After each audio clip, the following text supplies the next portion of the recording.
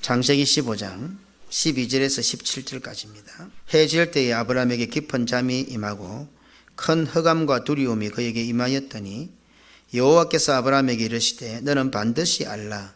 내 자손이 이방에서 객이 되어 그들을 섬기겠고 그들은 400년 동안 내 자손을 괴롭히리니 그들이 섬기는 나라를 내가 징벌할지며 그 후에 내 자손이 큰 재물을 이끌고 나오리라. 너는 장수하다가 평안히 조상에게로 돌아가 장사될 것이요 내 자손은 4대 만에 이 땅으로 돌아오리니 이는 아모리 족속의 죄악이 아직 가득 차지 아니함이니라 하시더니 해가 져서 어두울 때에 연기나는 화로가 보이며 타는 횃불이 쪼갠 고기 사이로 지나더라. 아멘. 한 군데 더 합니다. 21장 9절입니다. 사라가 본즉 아브라함의 아들 애굽 여인 하갈의 아들이 이삭을 놀리는지라. 아멘. 하나님께서는 아브라함과 횃불 언약을 맺으시면서 아브라함의 자손들이 이방에서 객이 되어 괴롭힘을 당하게 될 것이라고 말씀하셨습니다. 그 세월이 400년이요 그 세월이 4대 동안이라고 말씀하셨습니다.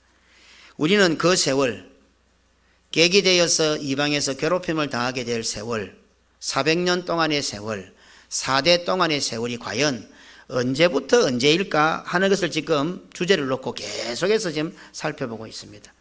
그러니까 이방은 또 어디고 또 객에 대한 의미는 또 무엇이고 400년 동안의 의미는 무엇이고 4대 동안은 의미는 무엇이고 그럼 괴롭힘이라는데 괴롭힘은 또 어떤 의미고 이런 전체적인 맥락을 놓고 지금 살펴보고 있습니다. 우리는 이 세월이 당연히 이스라엘 백성들이 애굽에서 사는 동안이라고 생각합니다. 야곱이 가족을 이끌고 애굽으로 들어갔다가 모세가 이스라엘 백성들을 데리고 출애굽할 때까지의 세월이라고 생각합니다. 출애굽기 12장 40절로 41절에 이스라엘 자손이 애굽에 거주한 지 430년이라 430년이 끝나는 그날에 여호와의 군대가 다 애굽 땅에서 나왔은즉 이 말씀에 근거해요. 어뢰 아무 생각도 없이 하나님께서 400년이다 한 것을 아예 이게 430년으로 생각해 버렸습니다. 그런데 이 말씀도 가만히 들여다보면 참 재미가 있습니다. 지금 이스라엘 백성들은 유월절을 급히 먹었습니다. 지팡이를 짚고 신을 짚고 옷을 입고 허리띠를 띠고 요시 땅 하면은 빨리 탈출을 해야 됩니다.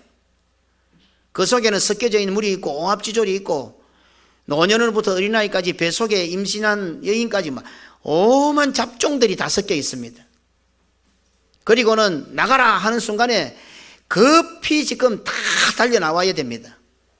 그런 사람들을 일컬어서 오늘 성경 본문은 뭐라고 합니까? 여호와의 군대라 이렇게 기록하고 있습니다. 그러니까 이 말씀도 오늘 우리가 살펴보고 있는 이 전체적인 괴롭힘을 당한다 400년 4대 이방 애굽 전체를 놓고 묵상할 때 상당히 연결고리가 있다 이 말입니다. 어떻게 여호와의 군대가 되겠습니까? 이 오합지졸인데. 그러니까 단순하게 우리가 가지고 있는 관점을 가지고 말씀을 들여다보면은 인간적으로밖에 풀 수 방법이 없어요. 그러나 조금 더 깊이 있게 하나님의 관점에서 영적으로 딱 풀어 들어가면 아 여호와의 군대 이런 문구에 있어서도 상당히 서로 연결이 쫙 되는 경우들이 있죠. 그래서 성경은요 창세기부터 계시록까지 다 꿰져야 합니다. 서로 연결이 안 되면 구슬이 스말이라도 꿰지 않으면 어떻게 해요? 보배가 될 수가 없는 거예요. 우리는 예수 그리스도를 나의 구주로 믿어 구원의 백성 천국의 백성이 되었습니다. 나중에 죽어서 천국의 백성이 아니라 예수 믿는 순간부터 바로 그 순간부터 천국 백성이 됩니다. 믿습니까? 예수님을 나의 구주로 믿습니다 하는 그 순간부터 우리는 천국의 백성이 되는 거예요. 그런데 우리가 생각하듯이 이렇게 생각해버리면 마치 어떻게 해요? 나중 죽을 때 천국 가는 것 죽어서 그때부터 천국 백성이다 이렇게 생각하기가 쉽다 이 말입니다. 그렇다면 오늘 우리들에게 이 세상은 본향이 아닙니다. 이 세상의 주인이 아닙니다. 우리는 이 세상이 객이요 이 세상이 이방입니다. 우리가 예수 믿어 구원 얻는 순간부터 이 세상은 이방이 되고 애굽이 되고 우리는 객입니다. 애굽에서 이방에서 세상에서 천국 백성으로 하늘 백성으로 살고 있으니 당연히 괴롭힘은 뒤따릅니다. 바로 그 사실을 이스마엘이 이삭을 놀리는 사건으로부터 제가 지금 살펴보고 있습니다. 아브라함의 후손들이 훗날에 세월이 지나서 괴롭힘을 당하는 것이 아니라 예수 그리스도를 내다보는 언약, 횃불 언약이 주어지는 그 순간부터 메시아를 내다보는 출발인 이삭 때부터 괴롭힘이 시작되는 것을 오늘 성경을 가지고 지금 입증을 해 보이고 있다 이 말입니다. 이렇게 볼 때 이스마엘이 이삭을 놀리는 사건도 단순히 배다른 형제들 간의 불화나 괴롭힘의 의미가 아니라 하나님께서 언약하신 것에 대한 불신앙이 바로 괴롭힘이라는 것을 깨닫게 됩니다. 하나님께서 오늘 우리들을 구원하시기 위한 구원의 역사를 쭉 써놓았는데 하나님의 구원 역사를 가로막는 것, 하나님의 구원 역사를 방해하는 것, 하나님의 구원 역사의 걸림돌이 되는 것이 괴롭힘이지, 그냥 단순하게 우리가 세상 살면서 어렵고 힘들고 괴롭고 아프고 이것 정도의 의미가 아니다 이 말입니다. 이 성경에서 말하는 괴롭힘이라면 의미가. 그래서 이스마엘이 이삭을 놀렸다. 단순한 놀림 같아 보이지만 그 놀림은 하나님의 구원 역사를 가로막는 행위가 되었다. 그것을 어떻게 입증합니까? 하나님의 판결을 보면 간단합니다. 창세기 21장 12절에 하나님이 아브라함에게 이르시되 내 아이나 내 여종으로 말미암아 근심하지 말고 사라가 내게 이런 말을 다 들으라. 이삭에게서 나는 자라야 내 씨라 부를 것임이라. 어떻습니까? 하나님의 판결은 단호합니다. 어쩌면 아브라함이나 이삭이 주저하고 있었을지도 모릅니다. 그러나 하나님은 분명히 말씀합니다. 이스마엘 아니다. 이삭이다. 이삭의 씨로 말미암아다. 이렇게 지금 하나님께서 단호하게 판결을 내리십니다. 어떻습니까? 이러한 하나님의 판결에 대해서 하나님께서 이삭을 편애했다고 표현할 수 있습니까? 하나님께서 이삭을 편애하셨습니까? 이스마엘은 싫어하시고요. 그런 표현은 들 수가 없지 않습니까? 우리를 구원하시기 위한 하나님의 구원 역사에 조금이라도 방해되는 것에 대해서는 하나님께서는 이렇게 단호하시다는 사실을 보여주는 대목입니다. 하지만 그것이 드러나는 현상은 마치 이삭을 편애하는 것처럼 보여집니다. 눈에 나타나는 현상은 이삭을 편애하는 것처럼 보여지지만 실상은 어떻습니까? 예수 그리스도를 통한 오늘 우리에게까지 이어지는 구원에 대해서 하나님은 단호하신 겁니다. 전에 우리 부교육자들 가운데서 설교를 했지만은 의외로 하나님은 계명을 주셔놓고 죽이라 해놓고는 별로 안 죽이십니다. 실제로 안식일을 범하고 안식일에 성전에 짐을 나르고 이래도 그냥 넘어가 줬어요. 그런데 어떻게 해요? 안식일에 나무하는 자는 어떻게 해요? 발로 도로 쳐 죽이라 이렇게 말씀합니다. 왜 나무합니까? 불을 피우기 때문에 그렇습니다. 불을 피우는 것은 어떻습니까? 안식일은 오로지 성전에만 불을 피울 수 있어요. 말씀을 뜻하는 거죠. 다른 말씀, 다른 불, 이것이 있을 때는 무엇이 흔들립니까? 우리의 구원이 흔들리는 겁니다. 하나님은 그 일에 대해서 단호하십니다. 바로 돌로 쳐 죽이라 그렇게 말씀합니다. 오늘 이 세태가 참 심각합니다. 성도들이 앉아서 설교자를 지금 평가하고 채점을 매기는 시대가 되어버렸습니다. 아마 하나님께서 지금 어쩌면 돌로 쳐 죽이라고 그렇게 말씀하실지도 모르는 그런 세태가 되어버렸습니다. 이와 같이 하나님의 단호하심은요 우리의 구원을 향해서, 그래서 하나님 우리를 사랑하시는 거예요. 하나님 자기가 기분 나쁘고 하나님 자기가 체면 꾸겨지고 하나님 자기가 모욕당하고 그런 데는 하나님은 얼마든지 참고 계세요. 그런데 하나님의 구원 역사가 흔들리고 그리스도를 통한 우리의 구원이 조금 문제가 생기면 하나님은 단호하십니다. 아주 단호하십니다. 아니다, 이삭이다, 이스마엘 내쫓아라. 하나님은 단호하십니다.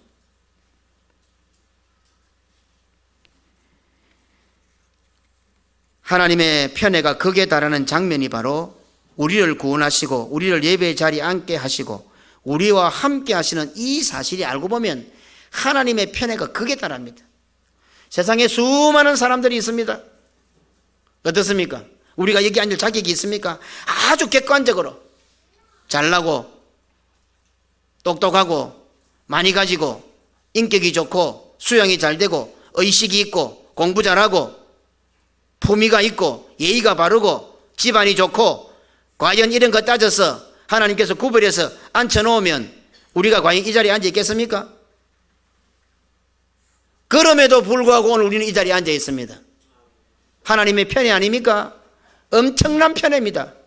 우리는 하나님의 엄청난 편애를 받은 자들이에요. 그 사실 우리 있어서는 안 됩니다. 우리는 이 장면에서 이스마엘의 아픔 한번 묵상해 보려고 합니다. 지난 시간에 제가 말씀을 드렸죠. 이스마엘은 어떤 아픔이 있었을까?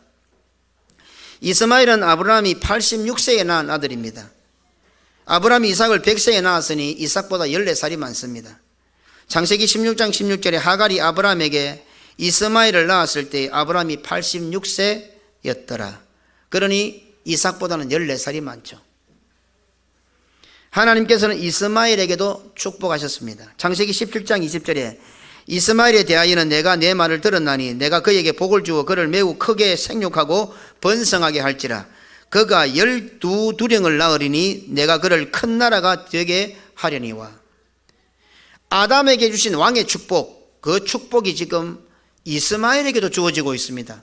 생육하고 번성하는 복, 왕의 복이거든요.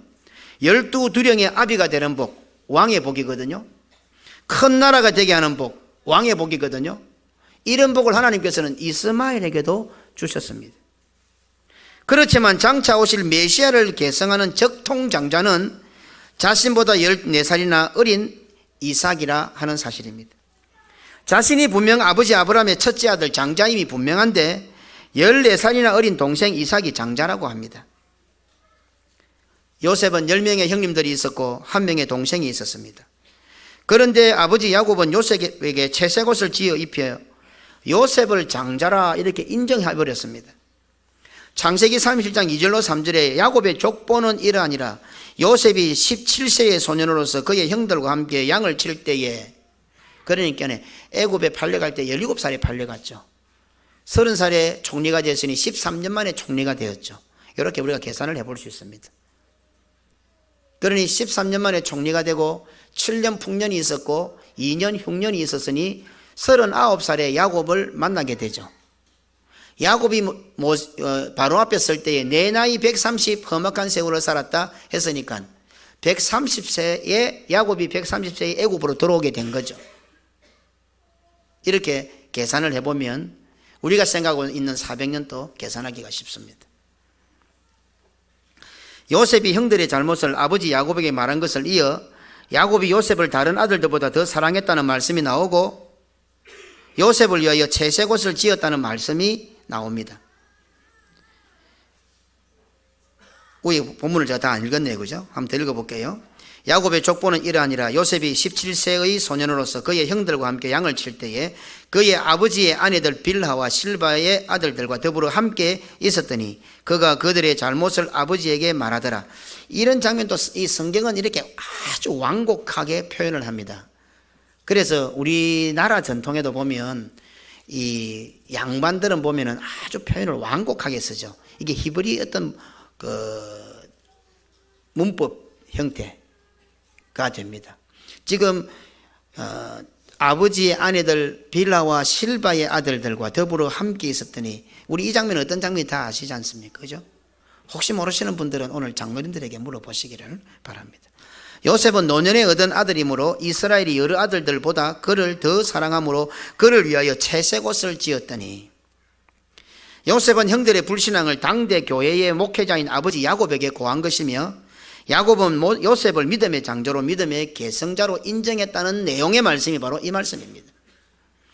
하지만 요셉의 형들은 자신들의 불신앙을 회개하기는커녕 아버지의 사랑을 편애로 받아들였고 사랑을 받는 요셉을 미워했습니다. 창세기 37장 4절에 그의 형들이 아버지가 형들보다 그를 더 사랑함을 보고 그를 미워하여 그에게 편하게 말할 수 없었더라. 이스마엘의 아픔이 무엇일까요? 왜 자신은 장자이면서도 믿음의 계승자가 될 수 없었느냐 아니겠습니까? 14살이나 어린 핏덩어리 같은 동생 이삭은 왜 장자가 되느냐 하는 것입니다. 왜 꼭 이삭의 씨라야 여자의 후손인 메시아가 올 수 있단 말인가? 그래서 우리는 지난 시간 이스마엘이 이삭을 놀렸다는 것에 대한 말씀도 묵상해 보았습니다. 그 단어는 성경에 딱 2번 나타납니다. 이삭이 아내 리브가를 껴안았다고 할 때 그 껴안았다는 단어와 이스마엘이 이삭을 놀렸다고 할 때 그 놀렸다는 단어가 똑같은 단어입니다. 성경에 딱 2번만 나타납니다. 이렇게 볼 때에 이스마엘이 이삭을 놀린 것은 단순한 시기나 질투심이 아니라 이삭의 씨에 대한 놀림, 이삭의 씨에 대한 불신앙의 행위로 간주할 수 있습니다. 그러니 지금 이삭을 놀리는 것은 어떤 의미입니까? 왜 나는 장자가 될 수 없다는 거야? 왜 하필이면 이삭의 씨로 말미암아 메시아가 온다는 거야? 왜 내 씨는 안 된다는 거야? 단순하게 인간적인 어떤 서열의 문제가 아니고 신앙적인 문제의 아픔일 수가 있다 하는 것을 볼 수 있습니다. 홍수 심판 후에 노아가 가나안을 저주했습니다. 그리고는 노아는 아들을 낳지 못했습니다. 40세에 결혼한 이삭 역시 20년 동안 아들을 낳지 못했습니다. 이와 같은 묵상은 오늘 성경을 이해하는 데 상당히 도움을 줍니다. 이스마엘의 입장에서는 단순한 미움과 시기 질투로 괴롭혔을 수도 있지만 이삭으로 하여금 아들을 낳지 못하게 하는 메시아께서 오시는 길을 막아버린 구원 역사의 물꼬를 원천 봉쇄하려고 하는 사탄의 무서운 음모였을 수도 있다, 이 말입니다.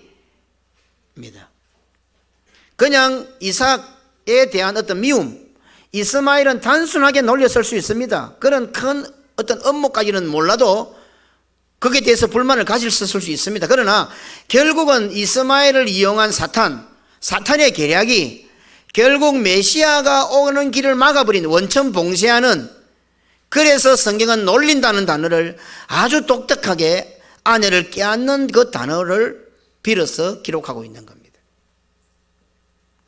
사탄의 무서운 음모는 우리를 하나님과 분리시키고 음부의 자식으로 만드는 것인데, 겉으로 드러난 것은 어떻게 드러납니까? 아무것도 아닌 것처럼 드러납니다. 아담과 하에게 선악과 한번 따먹어봐라. 선악과 하나를 따먹으면 너희들도 눈이 밝아져서 하나님처럼 지혜로워진다. 겉으로는 아무것도 아니에요. 선악과 하나이에요. 그런데 사탄의 그 내면의 깊은 음모는 뭡니까? 하나님과 우리 사이를 분리시키고 우리를 음부의 자식으로 만들려고 하는 것이 사탄의 계략이지 않습니까?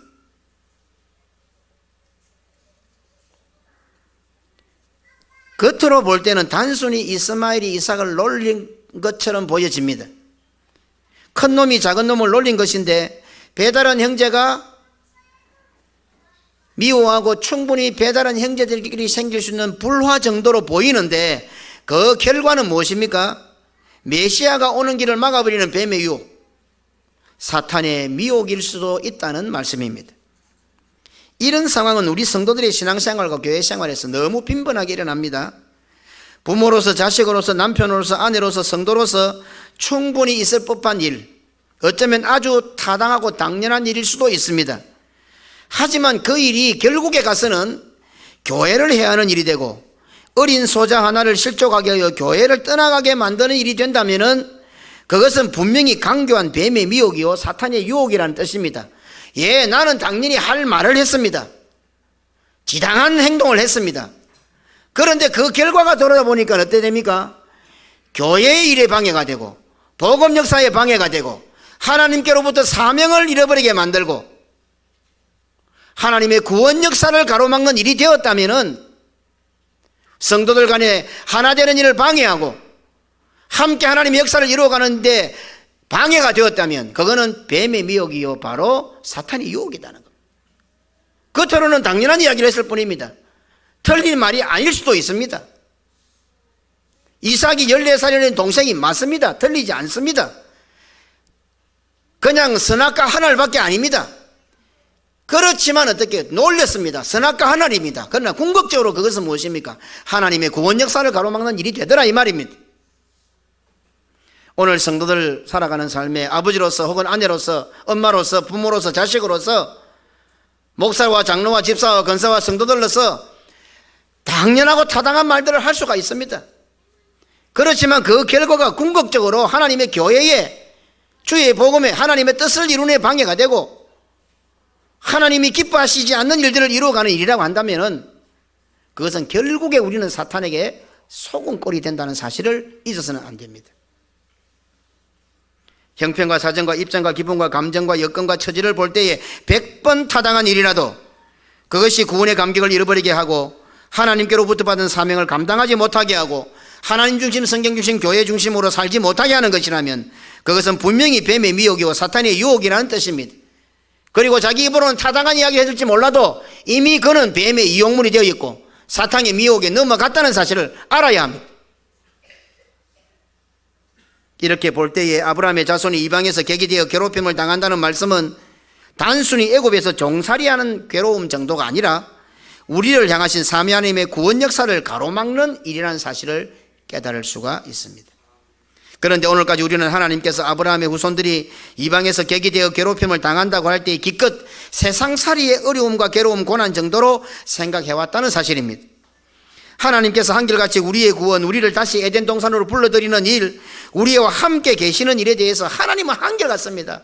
어떻게 해서든지 우리를 구원시켜서 다시금 하나님 품으로 끌어들이는 그것이 하나님의 최대의 관심사입니다. 우리가 막 병들든 건강하든 잘되든 못되든 성공하든 실패하든 어떤 상황에 놓여 있든 모든 것이 합력하여 선을 이루게 하겠다. 어떤 일이 있어도 내가 반드시 너희들을 구원해야겠다. 이것이 하나님의 일관적인 생각이에요. 그런데 우리는 어떻습니까? 그 하나님의 일관적인 우리를 향한 구원, 하나님의 일관적인 마음, 하나님의 심정은 아무 관심이 없고 성경에 말씀하고 있는 괴롭힘 할 때는 단순하게 그냥 세상살이 당하는 노예생활, 종살이 어렵고 힘든 거, 이런 것만 우리는 생각하더라 이 말입니다. 잘 살고 못 살고 편하고 어렵고 성공하고 실패하고, 그래서 세상에서 조금 뭘 먹고 살만하면 교만해서 고기 목화에 힘이 콱 들어가고, 조금 안 된다 싶으면 낙마하고 실망하고, 하나님은 전부 우리를 다시금 천국으로 불러들여 우리를 구원시키고 하나님과 함께 살 그 세월에 대해서만 집중하고 있는데, 우리는 하나님과 함께 있는 데 대해서는 별 관심이 없어요. 이스마엘의 안품은 이스마엘이 후처의 자식이라서 그렇기보다는 구원을 향한, 우리의 구원을 향한 전적인 하나님의 주권을 보여주는 장면의 사실을 알아야 합니다. 성경이 이 사건을 기록한 이유는 이스마엘이나 이삭의 역사를 말하고자 함이 아니라 이 사건을 통하여 하나님께서 우리를 구원하시는 방법, 우리를 향하신 하나님의 구원 역사가 어떻게 진행되고 있는가를 보여주기 위함입니다. 이스마엘을 묵상할 때 당연히 야곱의 상둥이 형 에서가 생각이 납니다. 에서는 적통장자입니다. 그것도 야곱의 상둥이 형입니다. 이스마엘과 에서는 차원이 다릅니다. 이스마엘은 종의 자식입니다. 에서는 적통장자입니다. 이스마엘은 왜 이삭이 믿음의 장자가 되어야 하는지 그것 때문에 이삭을 놀렸습니다. 그런데 에서는 믿음의 장자라는 그 자체가 싫었던 사람입니다. 이스마엘은 엄마 하나 잘못 만나가지고 자기가 후처의 자식이 되어서 종의 자식이 되어서 장자가 못 되었는데, 그래서 슬픔이었는데, 에서는 원래 적통장자였어요. 그런데 그 적통장자였던 에서는 장자라는 그게 싫었던 거예요. 그러니 이스마엘과 에서는 차원이 다른 거죠. 가족과 집안을 위하여 목숨을 걸어야 하는 장자의 사명이 싫었던 겁니다. 완전한 장자는 누구십니까? 예수 그리스도십니다. 그래서 그 예수 그리스도는 완전한 장자가 되어서 그의 가족인 교회와 그의 식구들인 우리 성도들을 위해서 십자가에 죽으셨습니다. 이것이 장자의 사명입니다. 그래서 어쩌면 오늘 교회의 장로님들은 교회의 장자입니다. 장자는 뭡니까? 교회와 교회의 식구들을 위해서 목숨을 걸고 죽어야 하는 자들입니다. 그게 성경이 말하는 장자입니다. 예수 그리스도의 뒤를 이어가는 자들입니다. 교회는 그와 같은 방법으로 이 세상에 보존되게 되어 있습니다. 그런데 에서는 그게 싫었단 말입니다. 자기 혼자 나가서 들판에 가서 사냥하고 뛰어다니고 놀고 먹고 싶은데 가족을 책임져야 되니까, 가족을 위해서 목숨을 걸어야 되니까 싫은 거예요. 창세기 26장 34절로 35절에 에서가 40세에 헷 족속, 아버지 따랐죠. 아버지도 이삭도 40세에 결혼했는데, 헷 족속 브리의 딸 유딕과 헷 족속 엘론의 딸 바스맛을 아내로 맞이하였더니 그들이 이삭과 리브가의 마음에 근심이 되었더라. 겉으로는 아버지처럼 40세에 결혼했어요. 그런데 아버지 이삭은 어떻게 해요? 아내 리브가를 아내로 맞아들이기 위해서 어떤 방법을 동원했습니까? 그런데 겉으로는 아버지처럼 40세에 턱 결혼을 하긴 했는데 그 속은 어때요? 정반대. 그것도 이방 여인 둘이나 아내로 맞이해버리잖아요. 에서는 자신의 큰아버지가 되는 이스마엘을 잘 알고 있었을 겁니다. 아버지가 이삭이고 큰아버지는 이스마엘이잖아요. 이삭의 아들 에서는 큰아버지 이스마엘에 대해서 잘 알고 있었을 거다 말입니다. 아버지 이삭보다도 14살이나 많은 큰아버지 이스마엘과 아버지 이삭 사이에 얽힌 이야기도 들었을 겁니다. 도대체 돌이 지났을 때에 자기 큰아버지 이스마엘이 자기 아버지 이삭에게 어떻게 놀렸지? 그 사건도 아마 알고 있었을 겁니다. 에서와 야곱이 태어났을 때에 아브라함이 살고 있었습니다. 아브라함이 175세에 죽었으니까 에서와 야곱이 태어난 날이 아브라함이 160세 되던 날입니다. 그러니 15년 동안 할아버지 양 무릎에 오른쪽 무릎에는 에서를 앉히고 왼쪽 무릎에는 이삭을 앉히고 아마 그렇게 키웠을 것 같습니다. 그래서 어떤 의미에서 볼 때 손자 손녀들을 신앙으로 양육하는 것은 어찌 보면 할아버지 할머니 몫일 수도 있겠습니다. 어느 정도는. 그죠? 그 아브라함의 역사가 전혀 뒤에는 안 나오지만 아브라함은 죽을 때까지 자기의 신앙을 계승할 자기 손자 쌍둥이 둘이를 안고 얼마나 많은 기도를 하고 많이 가르쳤겠습니까? 할아버지 아브라함으로부터 아버지 이삭과 어머니 리브가의 결혼 스토리에 대해서도 들었을 겁니다. 에서야 이리 와봐라. 너가 아버지하고 너 엄마하고 어떻게 지내는 줄 아나? 얼마나 많은 이야기를 했겠습니까? 그리고 어떻게 해서 리브가가 자신의 엄마가 되었는지도 아브라함은 계속해서 그 아들 손자 에서에게 말했을 겁니다. 그런 에서가 이방 여인을 아내로 맞이합니다. 그것도 2명씩이나 말입니다. 큰아버지 이스마엘의 아픔에 대해 충분히 알고 있을 것인데 불구하고 에서는 자기 스스로 적통장자의 길을 포기한 인물입니다. 오늘 우리 성도들은 주일마다 나와서 말씀을 듣습니다. 시간 새벽마다 공적인 모임마다 나와서 말씀을 듣습니다. 아브라함이 에서와 이삭에게 아마 많은 이야기를 했을 겁니다. 그런데 에서의 행동은 어땠습니까? 이방 여인 둘을 아내로 맞이했습니다. 우리 성도들도 에서처럼 행동하는 경우들이 아마 종종 있을 것 같습니다. 우리는 이 부분에 있어서 끊임없이 자신을 돌아보아야 합니다. 먼저 된 자가 나중되고 나중된 자가 먼저 될 것이라는 구원의 말씀을 잊어버리고 나중된 자를 놀리는 이스마엘이 될 수도 있습니다. 나중이었던 나를 먼저 되게 하셔서 하나님의 구원 역사를 계승하게 하셨는데 그것을 무시하고 싫어하고 제 멋대로 하는 에스도 될 수가 있다는 사실을 잊어서는 안 됩니다. 재밌는 것은 정작 야곱이 그 믿음의 장자를 계승할 때는 또 죽일 듯이 미워했어요. 에서가 그것이 싫어서 이방 여인 헷 여인을 둘이로 아내로 맞아 들여놓고는 정작 동생 야곱이 이제 정상적으로 장자의 역할을 이어가니까 또 그거는 또 미워서 못 보겠는 거예요. 창세기 20장 41절에 그의 아버지가 야곱에게 축복한 그 축복으로 말미암아, 이거는 그냥 단순한 축복이 아니고 장자의 축복이잖아요. 에서가 야곱을 미워하여 심중에 이르기를 아버지를 곡할 때가 가까웠은즉 내가 내 아우 야곱을 죽이리라 하였더니, 자기가 장자가 싫어서 헷 여인을 데리고 와놓고 그래서 자격을 상실하고 이제 동생 야곱이 지금 장자의 길을 가는데 그것도 보기가 싫은 거예요. 미워 죽겠는 거예요. 그래서 아버지 돌아가시고 난 네 반드시 죽일 거다 이렇게 된 거예요. 참 재미가 있지 않습니까? 하나님의 구원 역사는 전적인 하나님의 주권입니다. 하나님의 주권이 우리에게 전적인 하나님의 은혜로 나타납니다.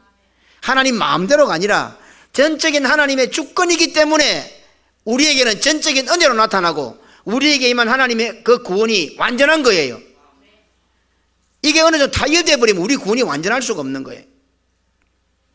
장자이면서도 장자의 명분을 이어받지 못하여 이삭을 놀렸던 이스마엘도 그의 아버지 아브라함을 장사 지낼 때에 이삭과 함께 있는 장면을 발견하게 합니다.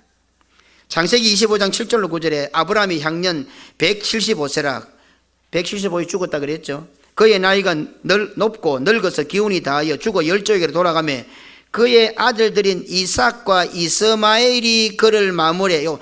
순서가 참 재밌습니다. 우리가 생각할 때에 이스마엘이 형이잖아요. 그런데 성경은 어떻게 합니까? 이삭과 이스마엘이 그를 마무리하 헷족속 소알의 아들 에브론의 밭에 있는 막벨라 굴에 장사했으니, 이삭이 먼저 나오죠. 이삭과 이스마엘이 먼저 나옵니다. 자, 보십시다. 한 하나 더. 장자의 책임이 실었던 에서 역시 아버지 죽고 나면은 야곱 죽이려고 했던 그 에서 역시도 아버지 이삭을 장사 지낼 때에 이삭과 함께 있었습니다. 창세기 35장 28절 29절에 이삭의 나이가 80세라. 이삭이 나이가 많고 늙어 기운이 다음에 죽어 자기 열조에게로 돌아가니 그의 아들 에서와 야곱이 그를 장사하였더라. 이거는 에서가 먼저 나오죠. 아까는 이삭과 이스마엘이 순서가 바뀌어 나왔죠. 이건 어떻습니까? 아들 에서와 야곱. 우리가 물론 이렇게 깊이 있게는 보지 못한다 해도 성경에는 순서도 매우 중요하거든요. 에서는 적통장자라 이 말입니다. 그러니 순서가 에서가 먼저 나온 거예요. 에서와 이삭, 에서와 야곱. 앞에는 뭡니까? 이삭과 이스마엘 이래 나오죠. 14살이나 많아도 뒤에 들어가는 거죠. 적통이 아닌 거죠. 그러니 이스마엘과 에서를 비교해 볼 때에 참 누가 더 안타까운 사람입니까? 어쨌든 이런 사람들도 아버지를 장사 지낼 때는 함께 있었습니다. 조금만 기분이 나빠도 제 마음대로 영적 아버지인 목회자에게 대해 반항하고 영적 어머니인 교회에 대해 불평하고 하나님의 집인 교회를 떠날 생각부터 하는 오늘날 우리들, 오늘날 성도들에게 많은 묵상을 하게 하는 장면입니다. 이런 삶을 살았던 자들도 아버지를 장사 지낸 장면에서는 함께 있었습니다. 오늘날 한국 교회는 어떻습니까? 조금만 기분 나빠도 영적인 아버지라고 인정하는 목회자에 대해서 반항을 하고 조금만 기분이 나빠도 영적인 어머니 교회에 대해서 불평하고 조금만 마음에 안 들어도 하나님의 집인 교회를 떠날 생각부터 하잖아요. 떠날 생각부터. 하나님께서는 아브라함의 자손들이 400년 동안 괴롭힘을 당할 것이라고 말씀하셨습니다. 그런데 실제로 야곱이 130세 때 애굽에 들어가 모세가 80세 때 애굽에서 나올 때까지는 실제로 200년을 조금 넘는 세월밖에 안 됩니다. 그리고 이스라엘이 애굽에서 고난당했던 세월은 그것보다 훨씬 더 짧습니다. 왜? 요셉이 총리로 있었기 때문에. 이삭이 60세에 야곱을 낳습니다. 이삭의 60년과 야곱이 애굽에 가기 전에 130년을 더하면 190년이 됩니다. 이삭의 출생으로부터 모세가 이스라엘 백성들을 이끌고 나오는 그 세월을 대충 계산을 해보면 약 400년이 됩니다. 이렇게 볼 때 믿음을 계산한 자들이 당하는 고난과 고통과 괴로움은 믿음의 출발 때부터 시작되는 사실을 성경은 말씀하고 있습니다. 메시아를 바라보는 구원의 약속이 주어질 때부터 구원을 향한 고난은 이미 시작된다는 사실을 발견하게 합니다. 예수 그리스도를 나의 구주로 믿어 하늘 백성이 되는 순간부터 이 세상은 객지가 되고 개고생이 시작된다는 사실을 성경은 우리에게 말씀하고 싶은 거예요. 너가 장차 어느 날 한순간에 가서 괴롭힘을 당하는 것이 아니라 오늘 이스마엘이 애굽을 놀리는 사건을 성경이 기록한 이유는 이삭을 통해서 메시아이신 예수 그리스도가 오시게 될 건데 이 구원의 역사가 시작되는 순간부터 우리에게는 괴롭힘이 있다. 믿음과 신앙 때문에 고난과 고통이 뒤따른다. 핍박과 박해가 뒤따른다 하는 것을 성경은 말씀해 주고 싶은 거예요. 우리가 예수 그리스도를 믿는 순간부터 우리는 이 세상에서 이방인이 되고 이 세상은 객지가 되고 우리는 하늘 백성이 되고 천국에 가는 사람이 된다는 것을, 그리고 이 믿음의 여정을 살아감에 있어서 그 믿음 때문에 여러 가지 고난과 괴롭힘이 뒤따른다 하는 것을 지금 성경은 말씀하고 싶은 거예요.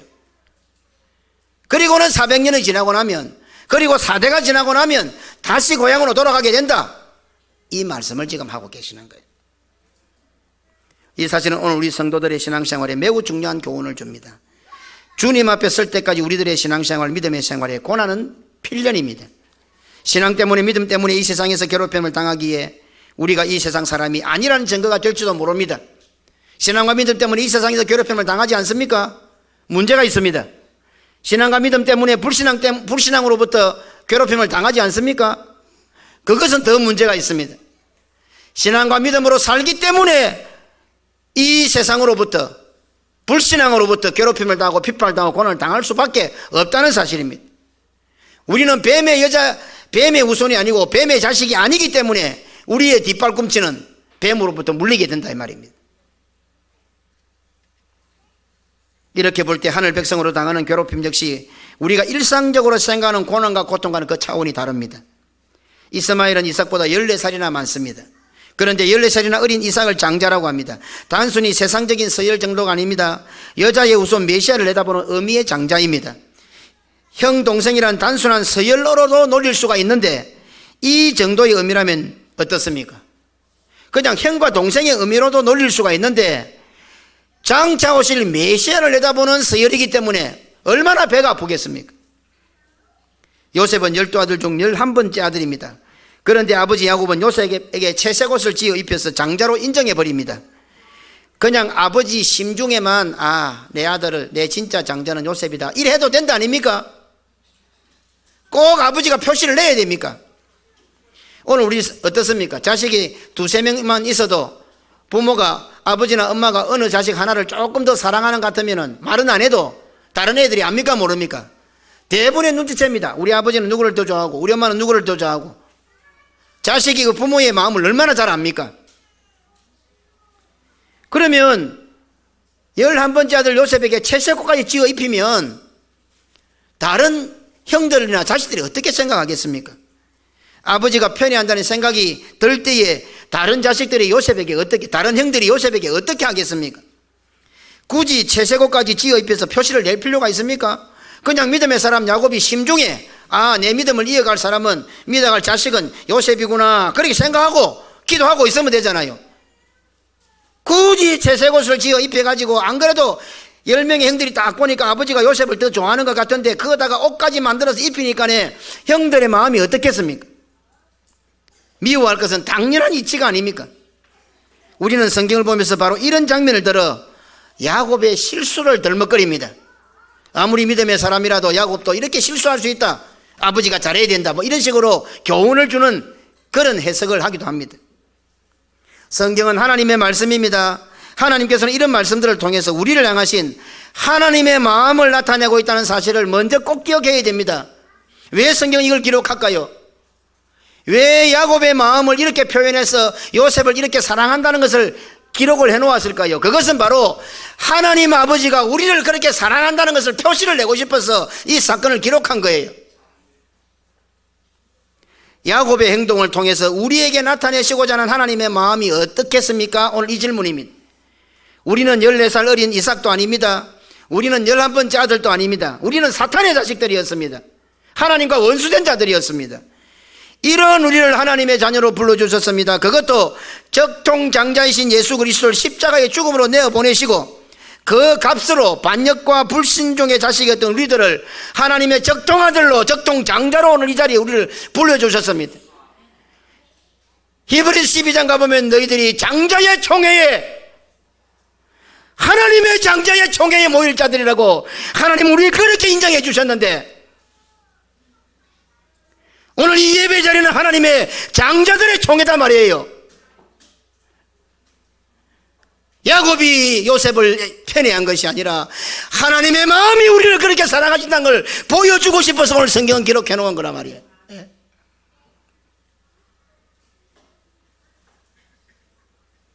우리는 불순종의 자식이었던데 그런 우리들을 하나님의 장자로 불러주셨습니다. 그렇다면 이스마엘이, 세상이, 애굽이 먼저 된 자가 나를 놀리지 않겠습니까? 요셉은 인물 됨됨이나 신앙과 믿음이 다른 형들과 비교해 볼 때 탁월했습니다. 우리는 어떠합니까? 우리는 됨됨이가 세상 사람들보다 더 나아서 하나님의 자녀로, 하나님의 아들들로 부름을 받았습니까? 장자로 인정을 받았습니까? 우리가 본래 장자였습니까? 야곱의 아들 12아들에 속하기는 합니까? 우리가 아브라함의 피가 한 방울에 튕기습니까? 인생을 사는 모습만 봐도 세상 사람들이 우리보다 훨씬 대범하고 아름답고 생각이 있고 의식이 있고 인격이나 성품에 훌륭한 부분들이 많음을 우리도 인정하지 않습니까? 그럼에도 불구하고 전적인 하나님의 은혜로 야곱이 요셉에게 지어 입히신 채색옷과는 비교되지 않는 예수 그리스도의 보혈의 옷을 오늘 우리들에게 입혀주신 거예요. 호부 야곱이 요셉에게 채색옷 입은 것이 아니라 하나님은 그런 나와 우리들을 그리스도의 보혈의 옷이라는 옷으로 우리를 입혀주신 거예요. 그렇다면 10명의 형들이, 세상의 애굽이 우리를 미워하는 것은 당연하지 않습니까?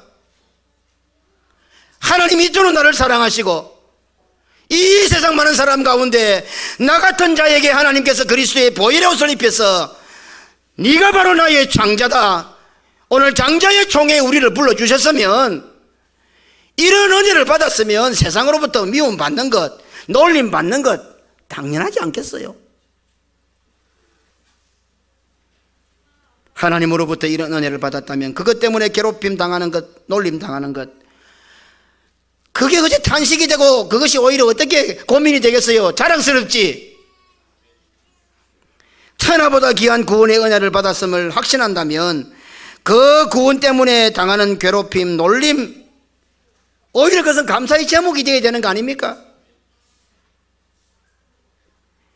달란트 비유에서 1만 달란트의 은혜를 받은 듯 우리나라 돈으로 환산하면 6천만 원이에요.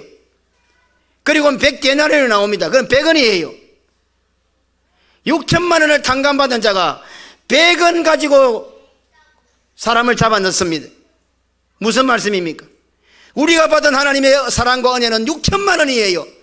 그 6천만 원 받은 우리가 주를 위하여 하나님을 사랑하여 나아가는, 우리가 예수 믿어도 죽을 때까지 하나님 앞에 충성봉사하고 헌신하는 것 다 합쳐도 100원밖에 안 된다. 100원밖에 안 돼. 그러면 오늘 당하는 괴로움과 오늘 당하는 자존심과 오늘 당하는 기분 나쁜 거는 1원도 안 될 거라. 1원도 안 돼. 그래 그거 못 참겠어요. 그게 그래 아까워요. 그게 그래 힘들어요. 하나님은 6천만 원에 되는 구원을 주셨는데 오늘 내가 이런 10원, 그래 그게 아까워요. 그래 예수 바로 믿고 사는 게 그렇게 힘들어요. 그래 우리는 단순하게 성경에서 괴롭힘하니까 그냥 세상살이의 괴로움으로만 생각하는 거예요. 아니에요. 오늘 우리가 신앙과 믿음 때문에 어려움이 있습니까? 부담이 있습니까? 오히려 자랑스러운 거죠. 아 그렇구나, 내가 하나님께서 불러주신 하나님의 아들이 되었구나. 적통장자가 되었구나. 장차 하나님의 장자의 총회에 모일 자로 나를 하나님께서 불러주셨구나.